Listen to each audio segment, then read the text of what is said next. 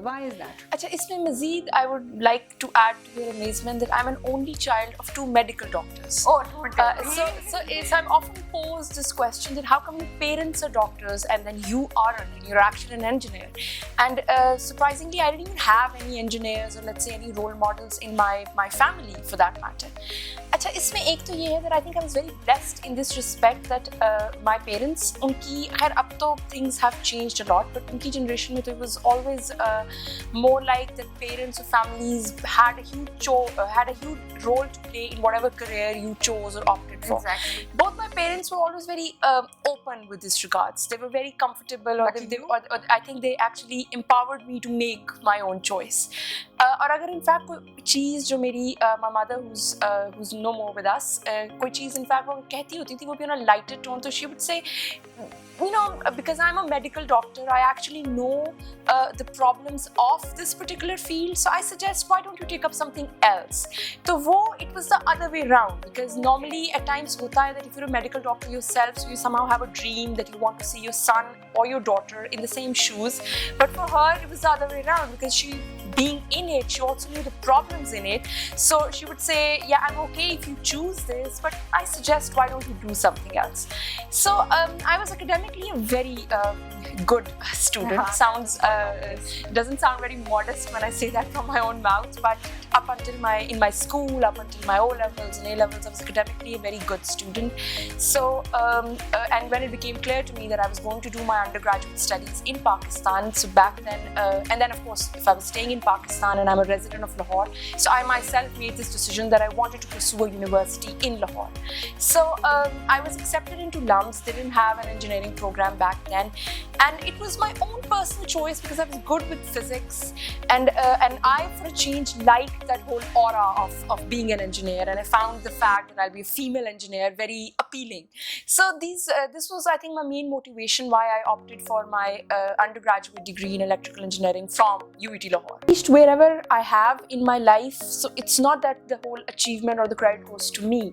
इसमें अगर सबसे ज़्यादा credit किसी को जाता है, in fact मेरे से भी ज़्यादा किसी को जाता है, that has been my family, who provided that environment and that support system which made me where I am today. और ये आज की भी डेट में, even when I have finished my, I'm, let's say if not fully but partially accomplished in my career, and I'm sitting here and even talking to you, that is because somewhere I have a supportive family which enable me to do so. Definitely. पर उसके अलावा बहुत सारे हमारे यहाँ पे ना एक सॉफ्ट किस्म के मिसाइल मैं उसे कहना चाहूँगी that हम those who follow parallel to whatever you know what I'm trying to say is that just because somebody has not had very real challenges, let's say in terms of some severe poverty, or let's say some kind of disability, or if one has not had those very extremely challenging conditions, it does not mean that they have not had challenges of their own. And I think one of the biggest challenges that I have faced throughout my personal life and academic life and career were the stereotypes which our society puts up for us, and we have to, you know, somewhere we're always fighting against those stereotypes. Even today, when I'm a working woman, I have 3 children, very often people don't want to look at my accomplishments. I'm posed this question that how come are you managing these two? And there is always this underlying implication that if you're somehow successful in your career, you can't have a successful family life, or you know, if you say you have one, there has to be some problem somewhere, or perhaps you aren't a good mother. And then sometimes there are people who even say to your face that, okay, look, I don't have a career because, you know, you see, I opt to be a good mother. You know, I'm giving all my time to children. Within always, no, I absolutely respect that decision. I'm not judging anybody who makes that conscientious decision. But somewhere, with some people, it always comes with this undertone that they almost want to tell you that there is something wrong with you if you have made a choice, or if you're putting in that extra effort to, to balance both these things at the same time in your life. Or, you're somehow still, even if you're saying that I'm doing well in both spheres, somehow you can't be as good a home manager, or you can't be running your home that well, or you can't be that ideal wife to a husband which is expected. Actually, once again, I think there is just individual variation. At times I see working women who are excellent managers, their homes are wonderful, better homes as well. They're better mothers, everything is way better managed. At times I also see women who are solely devoting themselves to their house, but they're still juggling with those responsibilities, and they're not turning out well. Where I just again want to say that there is no generalization that we can make. It's really individual variation, and it's really that we have to work towards A, practicing it ourselves, and then B, educating everybody else to respect other people's choices and not judge them in whatever they're doing. And that's where, as I said, that I've not had some extremely challenging conditions in my life. I've been very fortunate by the grace of Allah, but I've always had this where I've been fighting stereotypes. When I went for my PhD studies, I was already married, I had my daughter, I had my son during my PhD studies. I again had to face this whole judgmental attitude where the fact that I was probably not a good mom, let's say, who was opting to do this, at the same time having a family and having a child. Even when, as we started from the fact that it's an atypical decision following an engineering education, I had people telling me, oh, is this a career where you want to opt, where you'll be wearing those ugly shoes and walking around in the sun and measuring something on a road? Well, you can't, by that logic, all women should possibly opt to be a fashion designer and actually do nothing else. Exactly. Whereas women following into STEM fields is something which is globally needed and required. And in fact, now for the moment, I'm also working on this project funded by the British Council at Lahore College of Women University. We're going to run it during this year, where we're only going to focus on capacity building and highlighting women who are role model in STEM fields, STEM, science, technology, engineering, mathematics. In STEM fields and capacity building of faculty and individuals who are involved in STEM education, because इसकी economically, globally भी ज़रूरत है, और सबसे ज़्यादा हमारे मुल्क में इसकी ज़रूरत है. So women should do this not for anybody else, but for their own selves. Very few women are actually that privileged कि उनको एक economic empowerment से शायद उनके हालात में, उनकी family के हालात में तब्दीली ना आती. Possibly there's a very small subset in a country which falls into that category. But for the majority, if a woman is economically empowered, that not just only brings an improvement into her quality of life, in fact, it brings an improvement into the quality of life of her children, of her family, of everybody around her. And then it sets a chain reaction where, with just one woman who's able to economically contribute, is then able to, uplift, let's say, 5 to 6 affiliated lives. And then those uplifted 5 to 6 affiliated lives are then further able to bring about a change and pave a path for a better society. Yes, and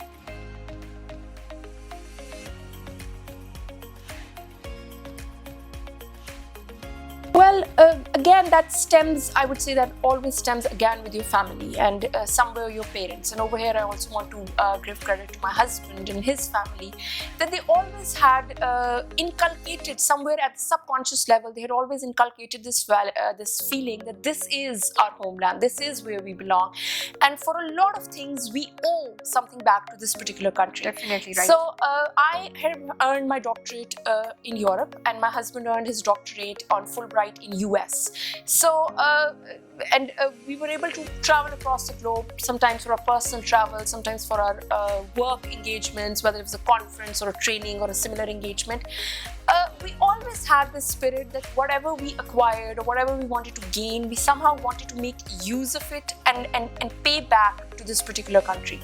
And I believe me and both him, because he's also he's an associate professor at UT Lahore, which is again a public sector university, and I'm an associate professor at Lahore College for Women University, which is one of the largest public sector women universities of Pakistan, and I'm also heading the research, innovation and commercialization division of the university. So somehow, because we always had that intention internally that we wanted to pay back to our country, we were also lucky enough to be placed in these positions where we even have the opportunity of contributing a lot. Now in my university there's an enrollment of 15,000 females on campus, and mostly if you look at the demographic and lower middle income backgrounds. So over there, I believe that with my skill set, I'm even able to contribute way more than I could have done if I was somehow based in a Western country. And that contribution is at various levels. You know, it's sometimes those girls are probably the first one from their family ever to make it to a university, right? You know, and they have a right somehow, because education, I believe, should be a right and not a privilege. So those girls too have a right to get educated or receive their, let's say, their engineering degrees or allied degrees from somebody who's had done research work or has been trained in academically advanced country.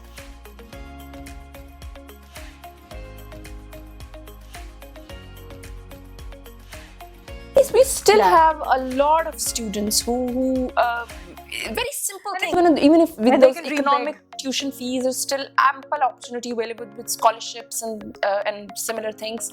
So I was saying that it might be shocking for few people that even with basic things like a laptop or a desktop computer, which certain houses have multiple of them, there are students who do not even have one such gadget which they could go back home and work. You know, if let's say, and this became an even bigger problem in these pandemic situations where there was a lockdown condition and they had to do it from home.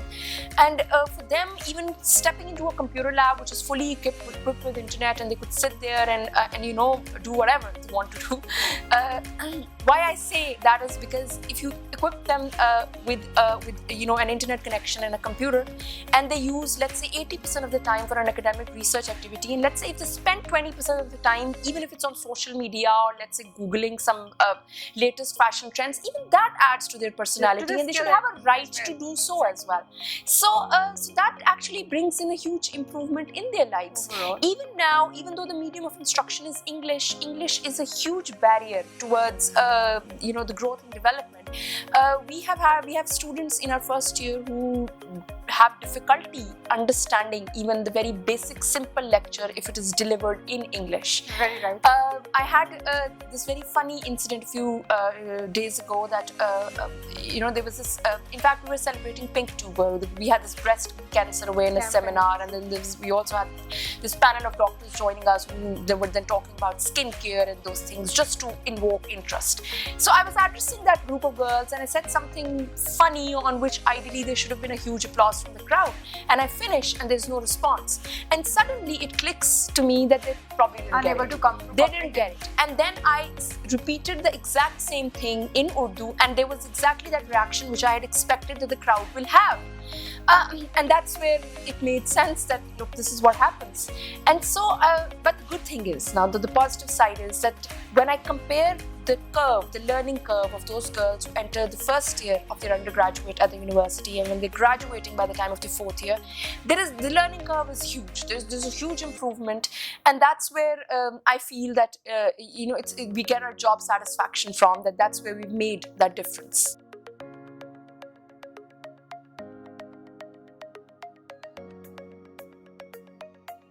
Over here also, as I started with the fact that we all battle stereotypes at one level or another in our lifetime. This is again where we have to, let's say, together work to ensure that we're able to, you know, break the language stereotype. We don't judge people on the fact that they're not able to use English language primarily in our case, because if they can't use that English language, it's not a test, or it's not a proof of their any mental ability for that matter. It is just that they never had an opportunity to learn, use and practice the language. So let's try not to judge people based on that. Let's not discourage. But we're happy with the curve we were talking about. Yes, and that has improved. And by the end of the time, they are able to express. And we also work on breaking the stereotype as well, because in that very class, day one, we tell them that nobody sitting in this particular class knows. Don't think anybody knows more than you. So don't feel scared to ask a question or ask it in whatever language you're most comfortable with, just because somebody over here is going to laugh at you or judge you. So over there, we also try to work on that, because I've seen that it is us women who are most cruel to one another. Critics are critics. We are the ones who are judging each other as mothers. We're the ones who are judging each other as on our language scales, on our household scales, on fat shaming is only done to women by women. Or we judge each other on our looks. So this is where we have to work to stop doing this cruelty to our own gender.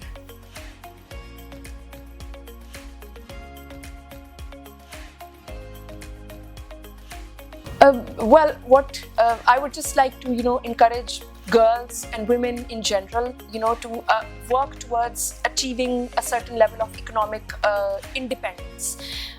Because I believe economic independence, as I said earlier, is in most cases likely to not just improve their own lives, but the lives of those affiliated and allied to them.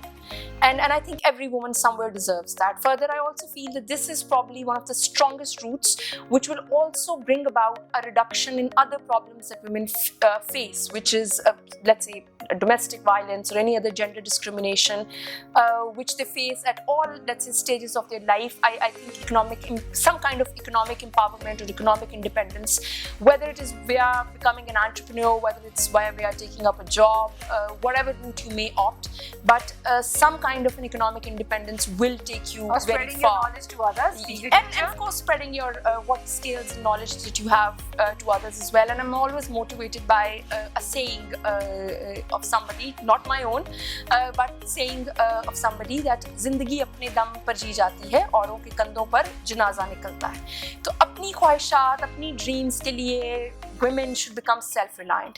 और एक आखिरी चीज़ जिससे I will end by saying that never underestimate your potential. Back then when I was growing up, and perhaps we didn't have any motivational speakers. We only had our own selves to, let's say, motivate ourselves.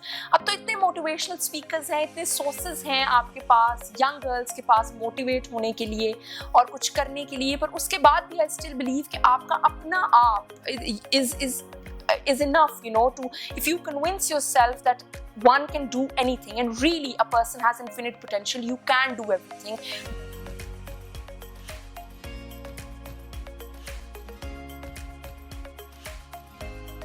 So I must add that to it that Lahore College and University as an institution is completing 100 years this particular year, and as a university it's completing 20 years.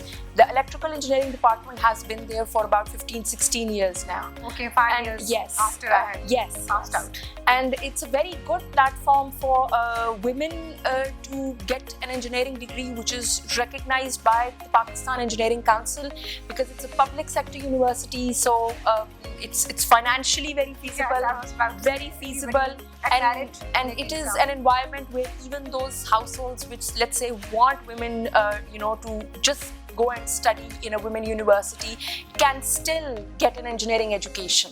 And for female engineers is always good news, because for them the opportunity is endless. If you have graduated, if you're a female and you've graduated with an engineering degree, not just electrical but any other engineering degree, sky is your limit, because in the field, in otherwise also, there is just ample opportunity available for you. Thank you so much.